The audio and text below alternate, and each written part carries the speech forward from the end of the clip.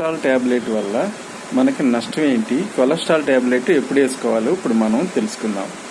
Cholesterol tablet అంటే ఏంటి? Cholesterol అంటే ఏంటి? కొవ్వు.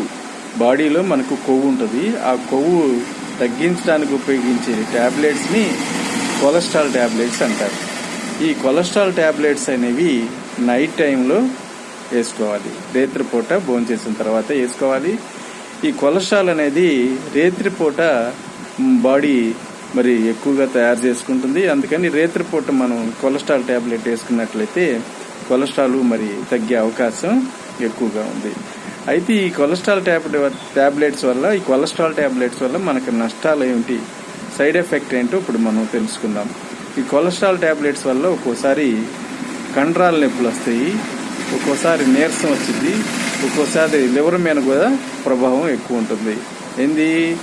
ఒక్కోసారి కండరాల నొప్పులు వస్తే నీరసం వచ్చింది, ఒక్కోసారి లివర్ మీద కూడా మరి ఒక్కోసారి ప్రాబ్లం వచ్చే అవకాశం ఉంటుంది. అందుకని ఈ కొలెస్ట్రాల్ మరి కొవ్వు శాతం తగ్గించే ట్యాబ్లెట్స్ నైట్ టైంలో మాత్రమే వేసుకోవాలి. మన శరీరం కొవ్వుని రేత్రిపూట తయారు చేసుకుంటుంది. ఇది కొలెస్ట్రాల్ యొక్క కొవ్వు యొక్క కథ. Thank you. Please subscribe and like. Thank you.